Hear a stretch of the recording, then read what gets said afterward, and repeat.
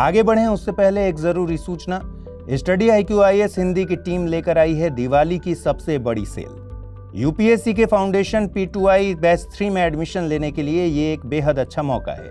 इस कोर्स में डिस्काउंट हासिल करने के लिए आपको अमृत लाइव कोड का यूज करना होगा। कोड के इस्तेमाल से आप यह कोर्स मात्र 22,999 रुपए में हासिल कर सकेंगे। कोड 16 नवंबर 2023 तक वैलिड होगा। इस बैच की शुरुआत इंग्लिश में 15 नवंबर से, इंग्लिश में 17 नवंबर से और हिंदी में 10 नवंबर से हो रही है। नमस्कार, मैं ओम द्विवेदी स्वागत करता हूं आपका स्टडी IQ IAS हिंदी के इस प्लेटफॉर्म पे। और आज हम एक विशेष टॉपिक पर चर्चा करने वाले हैं, जो है यूपीएससी में क्या है करंट अफेयर्स का महत्व। करंट अफेयर्स को लेकर के बहुत ज़्यादा कंफ्यूजन स्टूडेंट्स में रहता है, जिसको लेकर के लगातार लोग क्वेरीज करते रहते हैं कि सर कितने साल का करंट अफेयर पढ़ना है, करंट अफेयर को हम किस तरीके से अपने जो जीएस वाला पोर्शन है उसमें इंक्लूड करें। तो ये सारे जो क्वेश्चंस हैं इसका हम आज इसमें आंसर करते हैं, है ना। और आपके जो क्वेश्चंस हैं ये बहुत ही वैलिड क्वेश्चन है, ऐसा कुछ नहीं है कि इसमें कोई सी भी आप लोग मासूमियत से ये वाला क्वेश्चन जो पूछते हैं। तो इस पर हम आज चर्चा करते हैं कि भाई सबसे पहली बात कि सर करंट अफेयर कितने समय का करना होता है, कैसे करना होता है, ठीक है। कैसे और कितना, ये मेन क्वेश्चन आप लोगों के आते हैं। तो देखो, अगर हम कितना की बात करते हैं, ठीक है, कितना कब से कब तक का अगर पढ़े, तो आप मोटा मोटा ये मान के चलिए कि 1 साल का करंट अफेयर, 1 साल का जो है वो करंट अफेयर आपको तैयार करना होता है, ठीक है। अब प्रॉब्लम क्या आती है, प्रॉब्लम ये आती है कि इस 1 साल का करंट अफेयर की हम बात करें तो स्टूडेंट क्या करता है, पहले बिल्कुल भी नहीं पढ़ता और फिर बाद में जब 1 साल रह जाता है तब फिर वो लिखना शुरू करता है, लेकिन फिर समझ में नहीं आता। अब समझ में ना आने का कारण क्या है? समझ में ना आने का कारण यह है कि आप होते हैं बिगिनर, है ना। आपने तो शुरुआत की है, आप तो बिगिनर हैं और अभी आपने पॉलिटी, इकोनॉमी, ये सब चीजें अभी आपने पढ़ी ही नहीं है पूरी, ठीक है। तो अब जैसे अभी हाल ही में हमने एक आर्टिकल पढ़ा जिसमें कि राज्यपाल, है ना, राज्यपाल को लेकर के विवाद था, को लेकर विवाद। क्या था विवाद? मैंने जब अपने पेड बैच में ये पढ़ाया और राज्यपाल को लेकर के विवाद था। और विवाद के लिए आप ऐसे मान के चलिए बस ये था कि भाई जो राज्य सरकार है ना, राज्य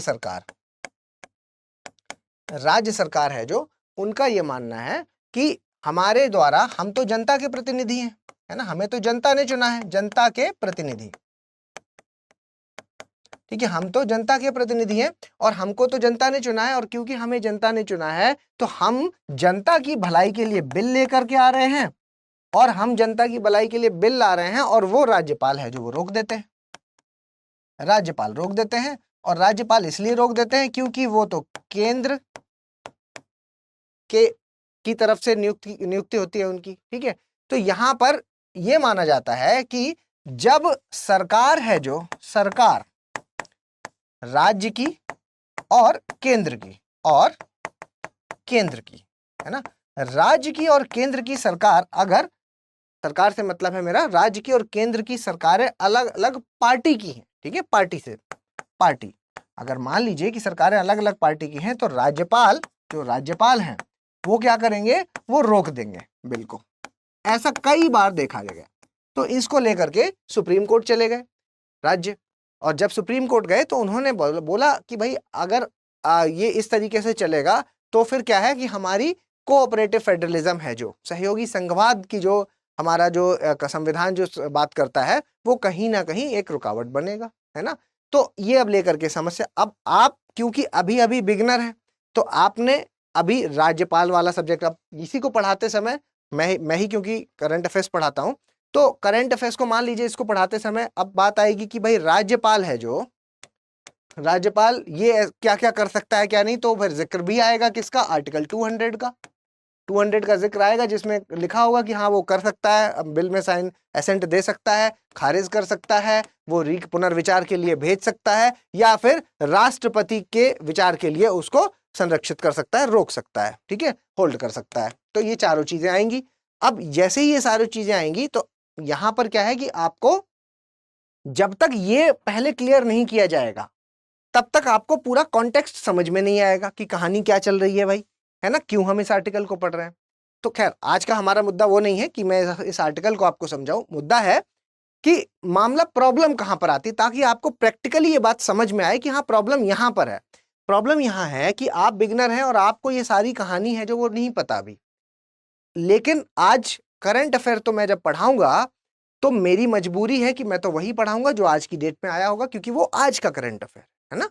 अब आपने उसको पढ़ा नहीं है तो प्रॉब्लम ये आएगी कि आपको उसे समझने में प्रॉब्लम आती है। तो इसलिए मैं जनरली क्या करता हूं कि करंट अफेयर्स पढ़ाते समय पहले आपका वो बैकग्राउंड क्लियर करता हूं और फिर उसके बाद मैं आपको करंट अफेयर का जो टॉपिक है उसको समझाता हूं, ताकि वो टॉपिक आपको पूरी तरीके से समझ में आए। मतलब मैं ये जो कहना चाहता हूं वो ये है कि किसी टॉपिक को समझने के लिए, ठीक है, किसी टॉपिक को समझने के लिए आपको कितना जानकारी होनी चाहिए स्टैटिक पोर्शन की, वो बहुत ज्यादा जरूरी है, तभी आपको करंट अफेयर समझ में आएगा। ठीक है, ये आपस में क्या जुड़ा हुआ है दोनों। ठीक, तो एक चीज तो मैं आपको क्या कह रहा था कि मैंने बताया था कि आप हैं बिगनर और आप आज पढ़ रहे हैं सीधे राज्यपाल वाला टॉपिक। ठीक है, राज्यपाल वाला टॉपिक, अब सीधे राज्यपाल वाला टॉपिक पढ़ रहे हैं, शुरुआत आपने की नहीं तो आपको यहां आती है दिक्कत। तो अगर जब आप खुद से करते हैं तो वो सारी चीजें क्लियर हो नहीं पाती यहां पर। ठीक है, तो इस तरह की समस्याएं आपको जुड़ने, लेकिन आपको तो पता है कि भाई 1 साल का करना है, तो आप तो 1 साल का नोट्स बनाना शुरू कर देंगे। अब नोट्स बनाने में ये भी आपको पता है कि मुझे पढ़ाई करनी होती है 8 से 9 घंटे। ठीक है, 8 से 9 घंटे पढ़ाई करनी होती है, जिसमें आपने देखा यार 4 घंटे तो न्यूज़पेपर ही ले गया। अब 4 घंटे आपका करंट अफेयर्स का न्यूज़पेपर ले गया, तो बचे हुए टाइम में, इतने कम टाइम में मैं कैसे करूं? ये इस तरह के जो चैलेंजेस हैं वो स्टूडेंट्स को फेस करने पड़ते हैं। ठीक है, तो ये जो 1 साल है, ये 1 साल कैसा है ये आपको पता होना चाहिए। ये 1 साल ऐसा है कि इस 1 साल में चीजें आपको समझ में आनी चाहिए। ठीक है, चीजें समझ में आनी चाहिए, ये बहुत इंपॉर्टेंट है इस 1 साल के लिए। जो कहा जाता है कि 1 साल का करंट अफेयर पढ़ना है, तो उस 1 साल का करंट अफेयर ऐसा नहीं पढ़ना है कि पढ़े जा रहे हैं समझ ही नहीं आ रहा, ऐसा पढ़ना है कि आपका बैकग्राउंड थोड़ा बहुत क्लियर हो, जिससे कि आप 1 साल का करंट अफेयर समझ पाए। ठीक है, तो इसलिए इस तैयारी में मोटा मोटा आप ये मान के चलिए कि 1.5 साल का समय लग जाया करता है। और अगर ऐसा नहीं कि 1 साल में होगा नहीं, 1 साल में आपको थोड़ा सा ज्यादा पढ़ना होगा, थोड़ा प्रेशर में पढ़ना होगा। मतलब जहां मैं 8 से 9 घंटे बोल रहा हूं, वहां हो जाएंगे सीधे 10 से 11 घंटे या 10 से 12 घंटे। ठीक है, ये रेगुलर बेसिस पे अपने आप ही बढ़ जाएगा। ठीक है, तभी जाकर के चीजें हो पाएंगी। तो ये सारी कुछ समस्याएं हैं जो वो स्टूडेंट्स को आती हैं करंट अफेयर्स को लेकर के। अब एक सबसे इंपॉर्टेंट बात की लिंक कैसे करें, कैसे पता करंट अफेयर इंपॉर्टेंट क्यों है ना। सबसे पहला सवाल कि करंट अफेयर है जो वो इंपॉर्टेंट क्यों है। तो अगर हम ये देखें कि करंट अफेयर इंपॉर्टेंट क्यों है, तो प्री में और मेंस में आप पहले समझिए कि एग्जाम आपके कौन से हो रहे हैं। प्री मेंस इंटरव्यू 3 हो रहे हैं, मैं इंटरव्यू को थोड़ा भी साइड रखते हैं, प्री और मेंस की बात करते हैं। प्री और मेंस की अगर हम बात करते हैं तो कहां से क्वेश्चन पूछा जाएगा। आपने भी ये देखा कि भाई पिछले सालों में अगर देखा जाए तो अगर हम 50% मार्क्स ले आते हैं तो हम तो पास हो जाते हैं, है ना। हमारा नाम तो लिस्ट में बड़े आराम से ऊपर आ जाता है काफी। तो जब ऊपर नाम आ जाता है 50% में, तो ये पक्की बात है कि पूरा नहीं पढ़ना है, और पूरा पढ़ा भी नहीं जा सकता, क्योंकि ये तो जो सिलेबस है वो बहुत वास्ट है, तो वो पूरा पढ़ा भी नहीं जाता। तो वो कौन सा 50% है जो आपको पढ़ना होता है, या वो कौन सा 50% है जो हम पढ़ करके 50% उसमें से आउटपुट निकाल पाएंगे और अपना प्री निकाल पाएंगे और मेंस निकाल पाएंगे। तो वहां आपका हेल्प करेगा करंट अफेयर्स। करंट अफेयर अभी जैसे मैंने एग्जाम्पल के तौर पे आपको राज्यपाल वाला टॉपिक बताया। ठीक है, राज्यपाल वाला जो टॉपिक मैंने आपको बताया, अब राज्यपाल वाले टॉपिक की ये पहली बार नहीं है, राज्यपाल वाला टॉपिक है जो वो कई बार आ चुका है। जब जब आपका केंद्र राज्य संबंध एक जो टॉपिक है आपके पॉलिटी में दिया हुआ है, तो यहां से जब जब इस तरह की कोई समस्या आती है, जो एक राज्य मतलब अलग पार्टी की सरकार है केंद्र में और राज्य में अलग पार्टी की सरकार है, और इस तरह का कुछ आता है, तो फिर ये टॉपिक आता है सामने। अब जब बार बार आपके सामने करंट अफेयर में टॉपिक आ रहा है, तो यानी कि ये है इंपॉर्टेंट टॉपिक, स्टार लग जाएगा इस टॉपिक पर। तो ये आपको बताएगा कि यहां से क्वेश्चन आने के चांसेस है। अच्छा, ये ऐसा टॉपिक है जिसमें प्री से भी क्वेश्चन बन सकता है और मेन से भी बन सकता है। मेंस में बनेगा आपका सहयोगी संघवाद से, मतलब कोऑपरेटिव फेडरलिज्म वाले पार्ट से, और प्री में आपका ये गवर्नर से बन सकता है ना, सीधे बन सकता है। तो प्री और मेंस को किस तरीके से आपको हैंडल करना है, कहां कहां से क्वेश्चन आता है, ये जो आइडिया है ना, आइडिया ये आपका कहां से लगता है, इस करंट अफेयर से, कि कहां से क्वेश्चन आएगा वो करंट। तो इसलिए डेली करंट अफेयर, डेली ये इंपॉर्टेंट हो जाता है। स्टूडेंट क्या करते हैं, डेली नहीं पढ़ते, वो उसको क्या करते हैं, मंथली पढ़ लेते हैं और पूछते हैं मुझसे कि सर क्या सिर्फ मंथली पढ़ने से काम हो जाएगा। और जब आपने पीछे का डेली नहीं पढ़ा है तो मेरे पास कोई चॉइस नहीं होती कहने की, मैं कहता हूं कि हाँ बिल्कुल हो जाएगा, ठीक है, क्योंकि डेली तो पढ़ा नहीं, अब पीछे का जाके करंट अफेयर्स पढ़ा नहीं जा सकता, तो अब आपके पास चॉइस मंथली वाली ही बचती है।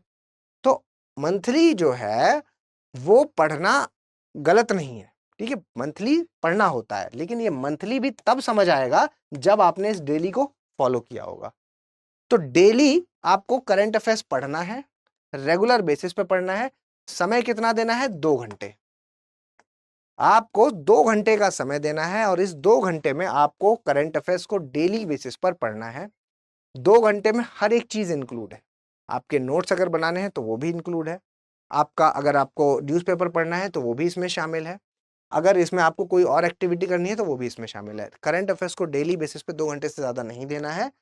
2 घंटा अगर आप डेली पढ़ रहे हैं तो ही हो सकता है। देखिए पूरे सिलेबस में कहीं अलग से आपको मेंशन नहीं मिलेगा कि ये करंट अफेयर है, लेकिन हर एक टॉपिक में कहां से क्वेश्चन आएगा वो करंट अफेयर ही डिसाइड करता है। तो पूरे पेपर का डिसाइडिंग फैक्टर तो करंट अफेयर ही है।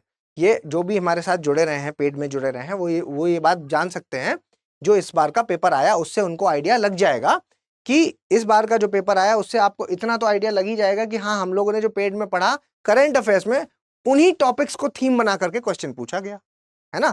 तो वहां से क्वेश्चन जब आया तो यानी कि इसमें दम तो है, ठीक है। तो करंट अफेयर का जो रोल है वो यही है कि अगर आप डेली फॉलो कर रहे हैं इसको तो डेली बेसिस पर आप इतना आइडिया लग जाएगा कि ये टॉपिक बार बार आपकी आंखों के सामने आ रहा है। नेट न्यूट्रलिटी एक टॉपिक अभी बात करते करते याद आ गया, नेट तटस्थता या नेट न्यूट्रलिटी की अगर हम बात करते हैं, ठीक है, न्यूट्रलिटी की बात करते हैं तो ये टॉपिक कई बार आ रहा है ना। अभी ओटीटी वाला जो विवाद है, ओटीटी ओवर द टॉप वाला है जो, उसको लेकर के, क्यों? क्योंकि ओटीटी वालों ने बोला है कि ये जो आपकी एयरटेल हो गया, जियो हो गया, ये सर्विस तो प्रोवाइड करती हैं, लेकिन इसके साथ साथ क्या है कि ये सर्विस प्रोवाइड करती हैं और ओटीटी वाले, जैसे कि व्हाट्सएप हो गया, ओटीटी में एक पोर्शन व्हाट्सएप वाला भी होता है जिसको ओटीटी कम्युनिकेशन कहते हैं। अगर जिनको नहीं पता उनको बता दूं मैं, ओटीटी कम्युनिकेशन जिसको कहा जाता है। तो ओटीटी कम्युनिकेशन है जो उनके लिए सवाल खड़ा किया कि यार ये लोग हैं जो वो वॉइस कॉल वगैरह कर लेते हैं लोग, और इसकी वजह से हमारा रेवेन्यू लॉस हो रहा है, हमारा जो पैसा है वो कम हो रहा है, ठीक है। अब पैसा कम हो रहा है तो जिसकी वजह से हमें है जो वो शेयर देना चाहिए इनको, ठीक है।